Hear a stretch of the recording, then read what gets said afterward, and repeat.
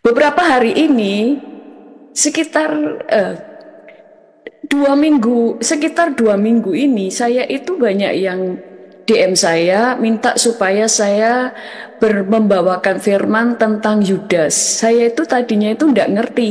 Saya tadinya itu nggak tahu maksud mereka, kenapa mereka mau belajar tentang Yudas. Terus saya cuma bilang, oke, kalau ada waktu saya akan berbicara tentang Yudas. Saya cuma mikir apa yang mereka pengen tahu tentang Yudas, ya cuma itu aja. Dan saya baru tahu kalau beberapa hari ini kenapa banyak orang yang DM saya untuk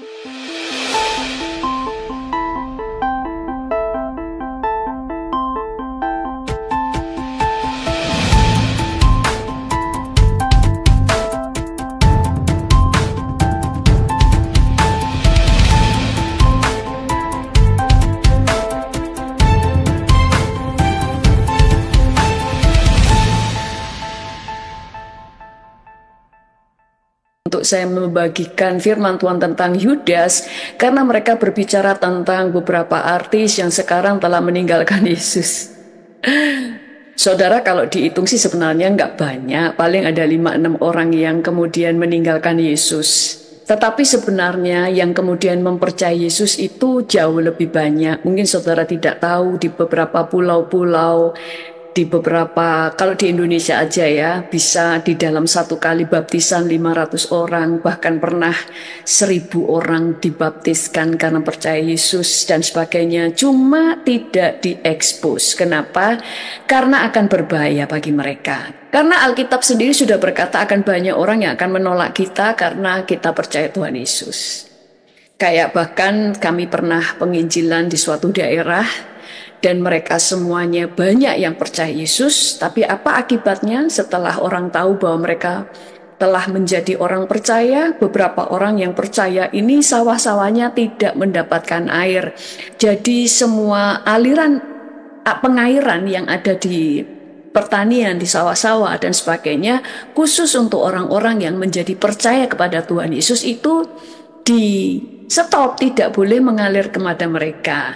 Jadi ada banyak hal yang tidak diekspos demi keselamatan mereka. Nah, apakah para artis ini adalah Yudas? Saudara, sebenarnya sebelum kita bicara mereka Yudas apa bukan, kita baca dulu firman Tuhan. Sebenarnya kita tidak perlu membesar-besarkan hal ini. Jangan seperti saudara-saudara dari agama seberang yang kemudian kalau ada yang meninggalkan agama mereka menjadi murtadin dan sebagainya, mereka akan dihujat habis-habisan, mereka akan diserang habis-habisan. Bukankah kita berbeda? Yang pertama, kita tidak pernah diuntungkan pada waktu ada orang yang menjadi percaya. Kita sama sekali tidak menerima keuntungan, yang untung adalah mereka. Yang kedua, kita tidak pernah dirugikan pada waktu ada orang yang meninggalkan Yesus. Benar kan? Jadi kita nggak perlu membicarakan hal ini menjadi sesuatu yang luar biasa. Jadi kita jangan seperti orang lain menghadapi orang yang meninggalkan Tuhan. Justru kita berbelas kasihan kepada mereka karena mereka tidak tahu kemana mereka pergi dan kita tahu kemana kita pergi.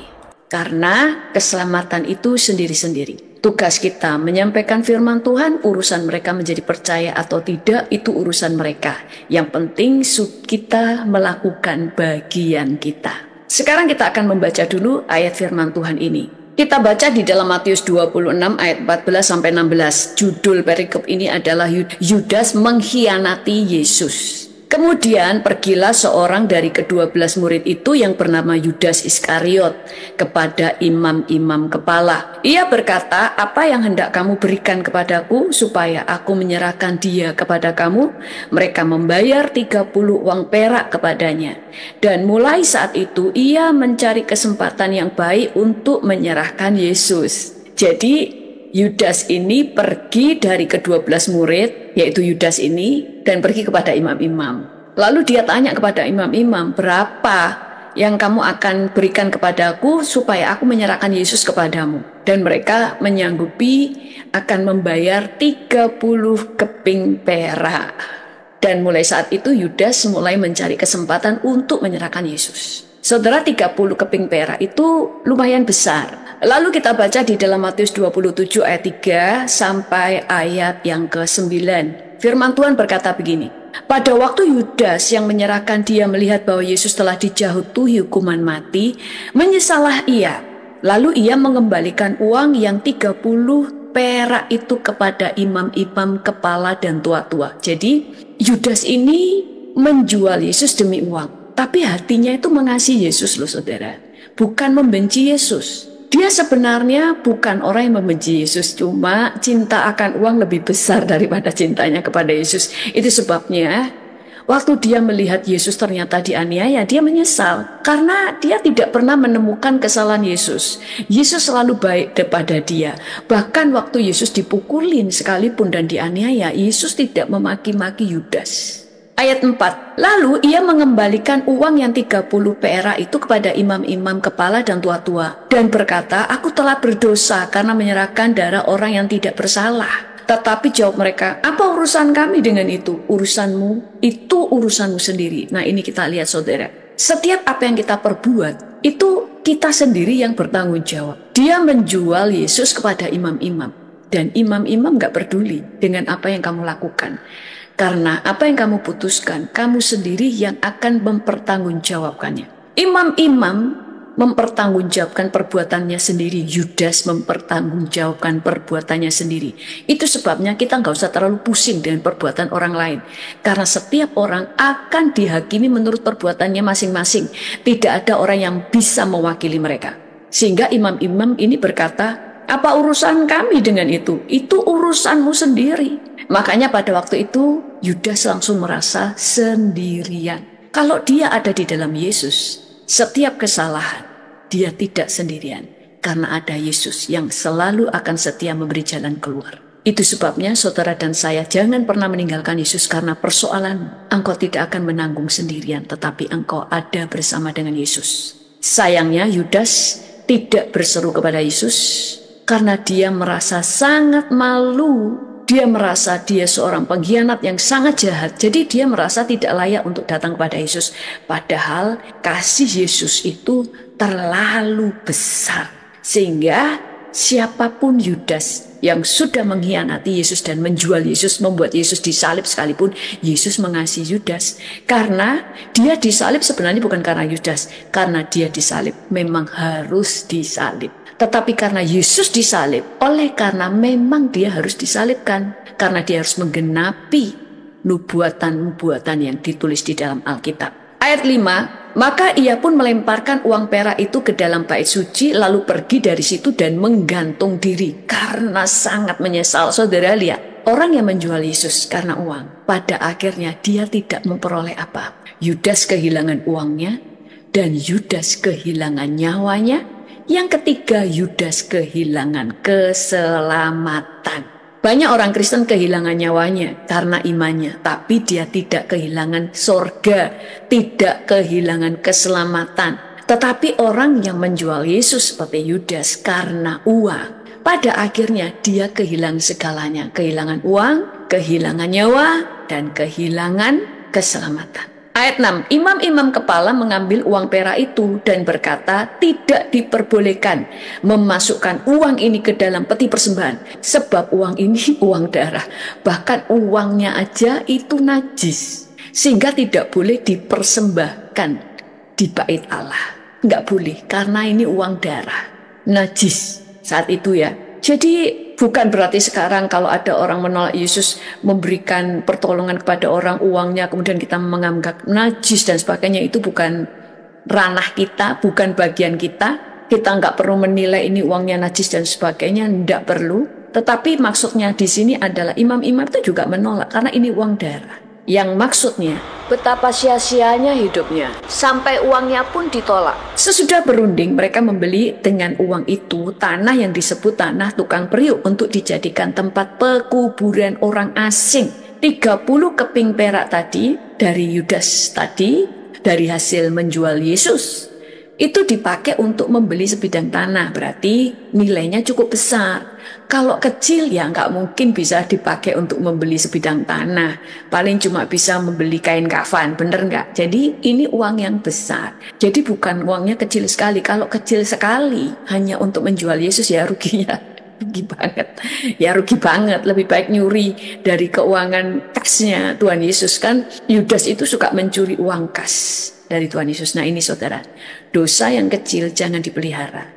Karena pada waktunya itu akan menyedot saudara untuk melakukan dosa yang lebih besar. Makanya saya pernah menjelaskan dosa itu nggak cuma dosa, tapi firman Tuhan berkata kuasa dosa yang membuat kamu bisa disedot semakin masuk ke dalamnya, semakin masuk ke dalam dosa-dosa yang jauh lebih besar. Ayat 8, itulah sebabnya tanah itu sampai pada hari ini disebut tanah darah. Nah, kembali lagi kepada orang-orang yang meninggalkan Yesus. Memang banyak orang itu akan meninggalkan Yesus karena memang dunia ini lebih menjanjikan. Karena dunia bisa memberikan kekuasaan, dunia bisa memberikan ketenaran, dunia bisa memberikan kemuliaan, dunia bisa memberikan kemudahan. Itu sebabnya kemarin banyak narasi-narasi yang berkata bahwa karena mereka sudah kena kasus hukum sehingga mereka kemudian sekarang meninggalkan Yesus dan menjadi seorang mu'alaf. Ada beberapa orang yang karena supaya terkenal. Saudara, kita tidak perlu ikut menjadi hakim atas mereka. Karena jangan sampai kita pun akan mengalami ujian seperti yang mereka alami. Jadi kita harus tahu siapa yang disebut Yudas-Yudas. Saudara ingat di Alkitab tentang cerita anak yang hilang, seorang bapak yang punya 2 anak, anak sulung dan anak bungsu, dan anak bungsu itu meninggalkan bapaknya untuk berfoya-foya, untuk menikmati foya-foya. Dan saudara tahu bahwa bapaknya tidak marah, bapaknya tidak mencaci maki, tapi bapaknya menunggu supaya mereka pulang. Demikian juga kita harus bertindak seperti bapak kita. Jangan sampai kita seperti anak yang sulung. Jadi sekali lagi, kita tidak pernah dirugikan pada waktu mereka ada orang percaya yang meninggalkan imannya. Kita nggak pernah rugi. Bahkan saya dulu pernah mikir, kita itu kan disuruh Tuhan menginjil. Padahal waktu kita menginjili orang, itu kita sebenarnya ya, kalau secara manusia, nggak ada untungnya kan. Saudara malah dianiaya, saudara akan dicaci maki, akan dibilang kristenisasi, dan itu membahayakan saudara. Tetapi kalau kita lakukan itu hanya karena belas kasihan kepada jiwa-jiwa dan kita mau mentaati Tuhan. Karena sebenarnya secara manusia nih, kalau diukur-ukur bukan masalah tentang menyenangkan Tuhan misalnya, kita nggak ada keuntungan sama sekali untuk membuat orang menjadi percaya. Kalau boleh milih nih, ya biarin aja mereka masuk neraka. Kan yang rugi mereka. Karena kalau ada orang menjadi percaya, yang untung mereka, kita banyak ruginya. Kenapa kita dicaci? Bahkan seringkali mempertaruhkan nyawa hanya demi untuk menyelamatkan orang supaya percaya kepada Tuhan Yesus. Benar nggak? Tetapi kita tetap berdoa dan menginjil itu kan karena kita mentaati Tuhan. Itu sebabnya kita harus memiliki hati seperti hati Bapa. Kalau ada yang meninggalkan Tuhan, walaupun mereka demi uang, demi ketenaran, demi mau nyalek, atau karena ada beberapa orang karena melakukan kesalahan, melakukan pembohongan publik misalnya, supaya aman, mereka kemudian meninggalkan Yesus. Ya itu terserah mereka. Yang penting itu hidup kita. Kita ini harus menjaga hidup kita untuk menjadi tetap selamat. Jangan kita memusingkan mereka. Orang-orang yang percaya kepada Tuhan Yesus jauh lebih banyak karena masa terakhir ini lawatan Tuhan sedang terjadi di mana-mana, bahkan bukan cuma di Indonesia. Pertobatan itu di dalam Yesus itu nggak cuma 1-2 orang, tapi bisa langsung ribuan, bisa langsung 500 orang, bisa langsung ribuan. Saudara bisa lihat di video-video saya, orang-orang di Ethiopia, orang-orang di Pakistan, orang-orang di India, bagaimana ribuan orang datang pada Tuhan Yesus dan menerima Yesus sebagai Tuhan dan Juru Selamat untuk pertama kalinya. Jadi mereka benar-benar orang yang tadinya tidak percaya Yesus. Jadi kita semuanya harus berlari, bergerak. Bagaimana hidup kita berkenan kepada Tuhan. Gak usah memusingkan orang-orang lain. Nah, Tuhan itu tetap mengasihi mereka dan Tuhan itu akan tetap menantikan mereka untuk pulang. Tuhan itu seperti seorang bapak yang terus akan menantikan supaya anak bungsu yang terhilang, anak bungsu yang pergi itu kembali. Maka kita pun harus punya hati seperti Bapak. Tidak usah menghujat mereka, kemudian ikut-ikut komen bahwa mereka Yudas lah. Lah ngapain? Bapak saja nggak marah. Nah, cuman siapa yang kemudian disebut Yudas? Yudas itu adalah orang yang menjual.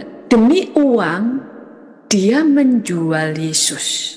Berbeda dengan anak bungsu ya. Kalau anak bungsu meninggalkan bapaknya, mereka murtad demi menikmati dunia, meninggalkan bapaknya. Tetapi kalau yang Yudas itu menjual demi keuntungan, dia mengkhianati. Nah, mengkhianatinya gimana?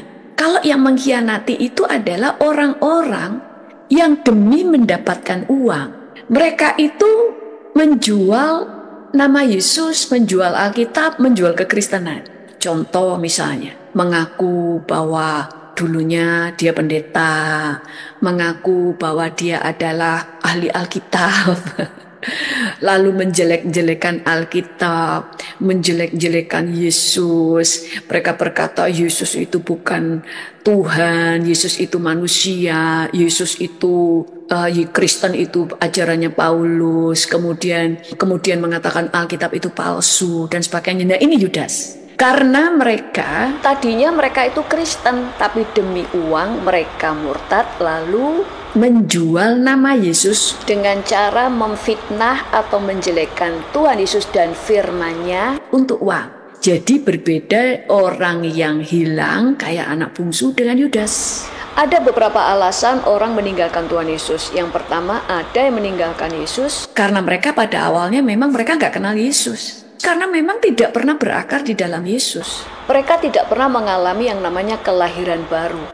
Mereka mungkin juga berada di gereja yang pengajarannya tidak dalam sehingga orang-orang ini nggak tahu Yesus.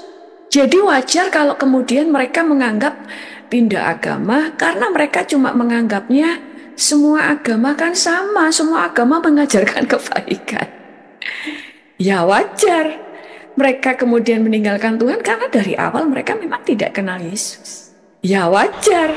Kedua, ada yang meninggalkan Tuhan Yesus demi kedudukan, ketenaran, demi menikahi orang. Ada juga yang karena takut kehilangan nyawa. Tetapi memang ada orang-orang seperti Yudas. Mereka itu sudah kenal Yesus. Yudas itu sudah berjalan dengan Yesus. Dia sudah melihat mujizat, bahkan dia melayani bersama murid-murid Yesus. Tapi dia memang menjual Yesus untuk uang. Lalu dia menjual Yesus, menjual nama Yesus dan firman-Nya demi uang. Ini Yudas. Sok tahu kemudian ngomong putar-putar Alkitab ngomong begini begitu. Firman Tuhan A jadi B demi supaya mendapatkan uang dari sana. Nah, orang-orang yang begini bahaya. Karena orang-orang seperti inilah yang namanya menghujat Roh Kudus. Kalau mereka baru pindah agama, tidak masalah. Mereka baru menyangkal Yesus. Pintu masih terbuka. Kalau mereka mau bertobat, Tuhan masih mau menerima mereka. Tetapi kalau sudah menghujat Roh Kudus dengan menjual nama Yesus, menyesat-nyesatkan Yesus, menyesatkan Alkitab demi mendapatkan uang. Kan ada seseorang yang katanya dia dulunya pendeta, saya tidak tahu dia pendeta apa enggak. Cuma saya mendengar dia menghujat nama Yesus dan firman-Nya dan dia berkata kalau Yesus memang Tuhan, saya dalam sebulan pasti mati. Dan dia benar-benar mati, belum 1 bulan. Dia mengalami sakit keras dan dia benar-benar mati karena dia ngomong kalau Yesus Tuhan, maka aku akan mati dalam sebulan. Karena dia ingin menunjukkan bahwa Yesus itu bukan Tuhan. Nah saudara, di dalam orang meninggalkan Yesus pun ada levelnya. Orang meninggalkan Yesus karena memang dari awal mereka memang tidak kenal siapa Yesus. Itu sebabnya saya berkata, jangan pernah berdoa kepada yang sudah mati. Baik santo-santo atau siapa, Santa Paulus lah, Santa Petrus lah, karena mereka sudah mati, itu mendatangkan kematian rohani. Makanya orang-orang yang seperti ini akan mudah murtad, karena dia tidak mengalami kehidupan rohani. Rohaninya mati. Makanya saudara yang Kristen jangan ikut-ikutan. Saudara hanya boleh berdoa kepada Bapa di dalam nama Yesus atau berdoa kepada Yesus dalam nama Yesus. Bukan berdoa atau mengajak berdoa yang sudah mati. Walaupun mereka disebut orang-orang kudus Tuhan. Karena itu menimbulkan kematian rohani yang tidak disadari. Makanya lama-lama mereka akan berpikir kok ikut Yesus sama saja. Agama lain juga sama, kenapa aku gak ikut agama lain aja? Karena meninggalkan Yesus adalah melepaskan keselamatan. Untuk menjadi orang Kristen itu nggak enak. Enaknya kita menerima keselamatan, enaknya kita itu berjalan dengan Tuhan. Tetapi ada banyak nggak enaknya juga. Didiskriminasi, doa sembahyang dipersulit, membangun gereja, sudah habis uang banyak tiba-tiba diruntuhkan. Bener nggak? Sementara kalau saudara meninggalkan Yesus, ada banyak kemudahan. Saudara akan dielu-elukan. Yang salah jadi benar. Saudara bahkan mungkin bisa nyalek. Karena saudara sudah meninggalkan Yesus. Lihat aja dulu Pak Ahok. Sekalipun dia sudah bekerja luar biasa, tetap aja dia diturunkan, bahkan dipenjarakan. Tetapi yang Yudas-Yudas sekali lagi, mereka menjual nama Yesus. Demi uang. Ada yang mengaku ahli bahasa Ibrani lah. Jadi mereka menjual nama Yesus, menjelek-jelekkan nama Yesus, menjelek-jelekkan Alkitab demi uang. Itulah Yudas. Mengkhianati hati nuraninya padahal dia tahu bahwa Alkitab itu benar. Dan dia tahu Yesus itu memang Tuhan. Tapi demi uang mereka jualan agama Kristen. Nah, yang seperti ini berbahaya. Karena pada hitungan tertentu mereka akan terhitung sebagai orang yang menghujat Roh Kudus. Kenapa? Karena pekerjaan Roh Kudus adalah menginsafkan dunia. Tetapi justru mereka menyesatkan dunia dengan memakai ayat Alkitab.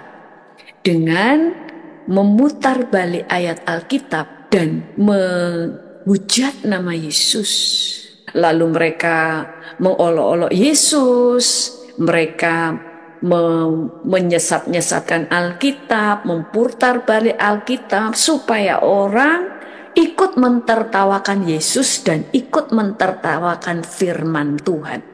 Mereka melakukan demi mendapatkan uang dan ketenaran. Maka di puncaknya mereka nggak bisa tobat.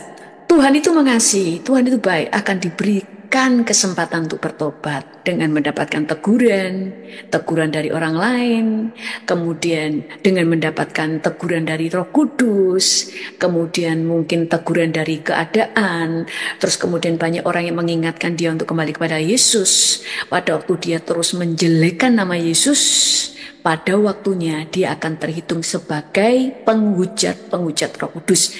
Makanya saya pernah menjelaskan tentang dosa yang mendatangkan maut. Saudara bisa melihat video saya pengajaran tentang dosa yang mendatangkan maut. Jadi pelajaran hari ini tulis di chat. Tidak perlu pusing dengan mereka yang meninggalkan Yesus. Karena keselamatan itu sendiri-sendiri. Jadi jangan pusing. Ngapain memusingkan iman orang lain? Tidak ada keuntungan bagi kita. Jadi sekali lagi kita harus punya hati seperti Bapa kita. Kalau Bapa tidak marah ditinggalkan, jangan kau marah. Yohanes 15 ayat 19. Sekiranya kamu dari dunia, tentulah dunia mengasihi kamu sebagai miliknya. Melainkan aku telah memilih kamu dari dunia, sebab itulah dunia membenci kamu. Yang artinya kamu ini bukan berasal dari dunia. Kalau kamu berasal dari dunia, kamu menghakimi mereka seperti dunia menghakimi. Ngomong mereka Yudas lah, menjual Yesus lah, ngapain? Biasa aja lagi. Cuma berapa orang? Surga nggak pernah dirugikan kalau ada orang meninggalkan Yesus. Yang rugi itu yang meninggalkan Yesus. Kita ini dipilih Tuhan dari dunia menjadi anak-anak Allah. Sehingga kita sekarang menjadi, yang artinya kita ini sekarang menjadi manusia-manusia surgawi. Memandang segala sesuatu seperti Tuhan memandang. Tulis di chat, saya bukan manusia duniawi, tapi manusia surgawi. Tetapi kita bersyukur ada di Indonesia. Gimana pun di Indonesia itu tetap negara yang baik, negara yang dicintai Tuhan. Oke, mari kita berdoa. Terima kasih kepadamu Tuhan untuk pagi hari ini. Kau dahsyat, Engkau ajaib. Kami bersyukur kami menjadi anak-anak Allah. Dan hamba-Mu saat ini berdoa, tutup bungkus setiap anak-anak-Mu dengan kuasa darah-Mu. Sehingga tidak ada seorang pun yang keluar dari keselamatan. Sehingga mereka setia sampai garis akhir. Tolong kami Tuhan Yesus di masa kesesakan sekalipun. Biarlah kami tetap teguh di dalam Yesus. Tawan kami dengan Roh-Mu. Sehingga dunia tidak menarik hati kami. Dunia tidak menggoncangkan iman kami. Kehormatan, kemuliaan, ketenaran, kekayaan yang ditawarkan dunia tidak menggoncangkan anak-anakmu. Karena di dalam Yesus, berkat Tuhan sampai kepada kekekalan. Kami bersyukur kepadamu Tuhan, terpujilah namamu dalam nama Tuhan Yesus. Haleluya, amin. Nah teman-teman, apa yang saya komentar? Di sini saya mau mengajak teman-teman semua untuk melihat atau membedakan di mana ada dua murid Yesus yang pernah menyangkal Tuhan Yesus. Yang pertama Yudas menjual Yesus dengan sekeping uang perak saudara. Dalam Matius pasal 26 ayat 14-16 kemudian pergilah seorang dari ke-12 murid itu yang bernama Yudas Iskariot kepada imam-imam kepala, ia berkata, apa yang hendak kamu berikan kepadaku supaya aku menyerahkan dia kepada kamu?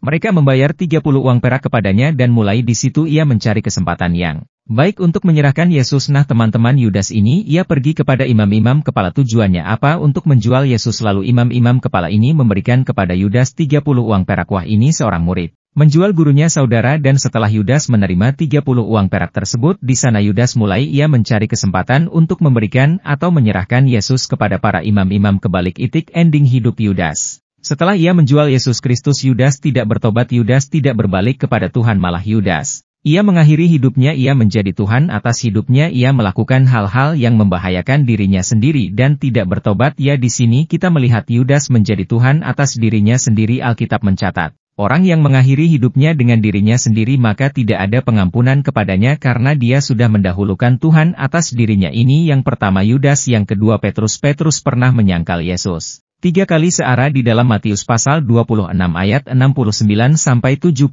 dikatakan, sementara itu Petrus duduk di luar di halaman, maka datanglah seorang hamba perempuan kepadanya, katanya, engkau juga selalu bersama-sama dengan Yesus orang Nazaret itu. Tetapi ia menyangkalnya di depan semua orang, katanya, aku tidak tahu apa yang engkau maksud.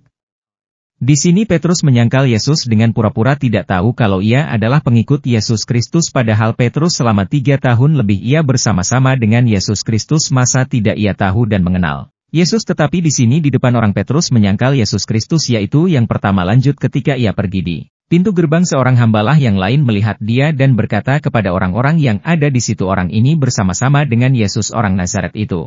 Dan ia menyangkalnya pula dengan bersumpah, ya dengan bersumpah, aku tidak kenal orang itu. Yang kedua Petrus bukan hanya saja ia pura-pura tidak tahu Tuhan Yesus Kristus, yang kedua ia bersumpah bahwa Yesus Kristus ia tidak mengenal sama sekali. Ya, tidak lama kemudian orang-orang yang ada di situ datang kepada Petrus dan berkata, pasti engkau juga salah satu seorang dari mereka itu, nyata dari bahasamu. Maka mulailah Petrus mengutuk dan bersumpah, aku tidak mengenal orang itu. Dan pada saat itu berkokoklah ayam, maka teringatlah Petrus akan apa yang dikatakan Yesus kepadanya, sebelum ayam berkokok engkau telah menyangkal aku 3 kali.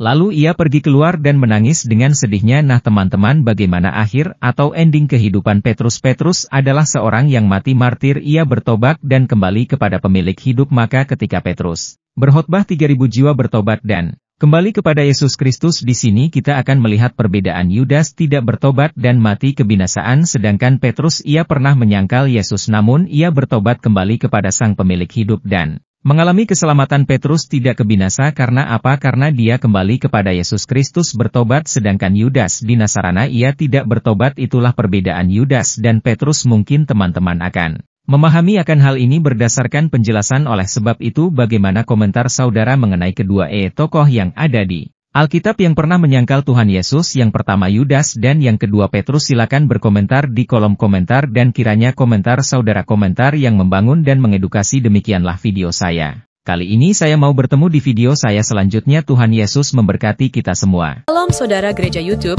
saudara yang mau mendukung pelayanan misi kami untuk penginjilan generasi muda, Forum Komunikasi Pelayanan Penginjil Indonesia, bisa melalui Bank BRI 042 1010 048 70560 atas nama singkatan Generasi Muda FKPPI. Dan bisa melalui QRIS ini. Silakan scan barcode QRIS ini melalui mobile banking saudara. Tujuan dari pelayanan misi ini adalah untuk menjangkau banyak jiwa di pelosok-pelosok desa yang rindu untuk mendengarkan firman Tuhan dan untuk kegiatan hamba Tuhan yang menjalani penginjilan ke desa-desa untuk bisa terus mengabarkan kabar baik di seluruh tanah Indonesia. Selain melalui media sosial YouTube, kita tetap terus bisa menyuarakan kabar baik secara offline. Boleh melalui rekening ini dan bisa melalui Kris Mobile Banking ini. Dengan cara scan barcode Kris ini di mobile banking Saudara Sabahat Gereja YouTube. Dan untuk mendukung di rumah pelayanan yayasan kami, bisa mendukung melalui rekening yayasan atas nama Yayasan Cipta Pelita Kasih di Bank Rakyat Indonesia atau BRI. Dan bisa melalui QRIS ini. Silakan scan barcode QRIS ini melalui mobile banking Saudara. Dukung pelayanan kami di semua sektor. Dengan ini sebagaimana untuk membiayai tempat tinggal yayasan, listrik, air, dan juga peralatan pengajaran pendalaman Alkitab dan Murtadin.